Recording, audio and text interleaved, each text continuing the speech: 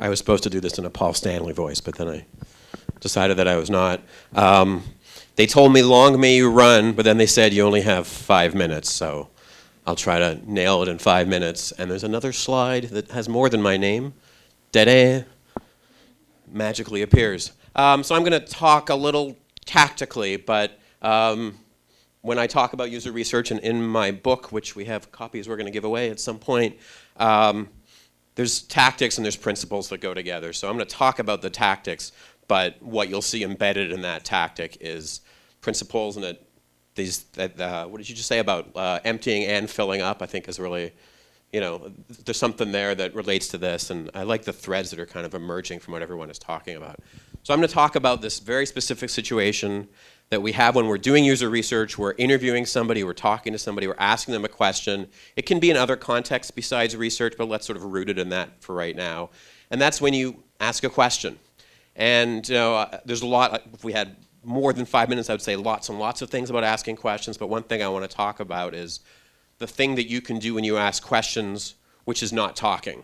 So here's how people often ask a question. They say, what did you have for breakfast today? Did you have toast or juice or, like that's that question that we do. So I want to dissect that a little bit, and if you ever listen to yourself asking questions, you will hear exactly that. This is very hard. I do this all the time myself.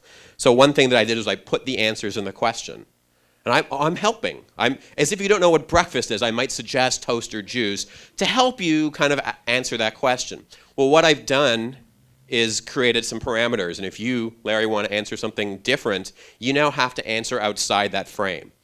And this is one of the subtleties that happens in our relationships with people when we talk to them is we create these boxes for them, we put them in it, and you think, well, the person could just say, no, I had a turkey sandwich. But every time they have to say no and go over the framework that you've given them, you lose a little bit of that kind of openness to what they have to say. So this little action of kind of, setting up the question has profound impact in what the overall dynamic you have with someone. So the question you want to ask is, what did you have for breakfast?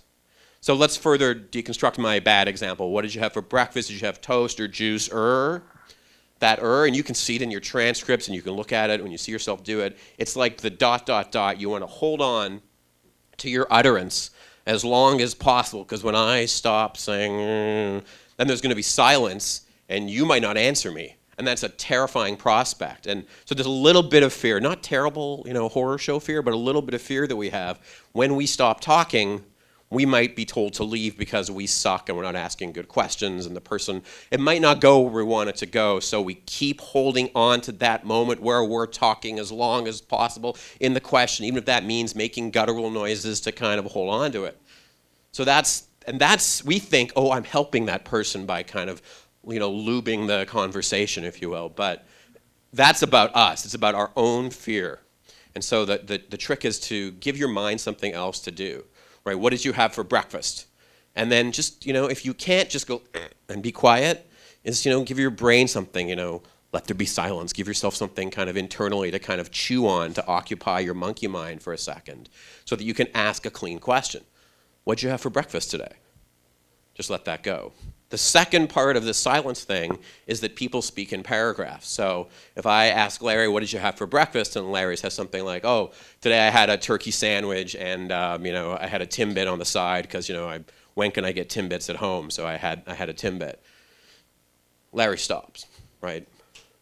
So is Larry done? He doesn't know how much I'm really interested in this. So people speak in these paragraphs. If you just do this, you can also go, tell me more, or you can just kind of, and then they'll say, and that was really unusual for me because, I don't like to have anything that's brown colored for breakfast. I'm on an all-white diet.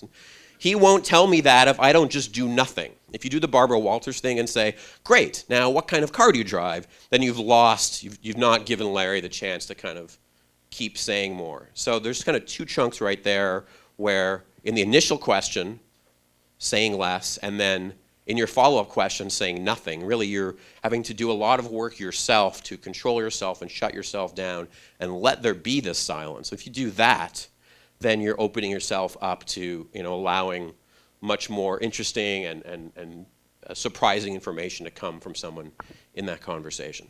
That's all I'm going to say about silence, and now I will be silent. Thank you guys very much.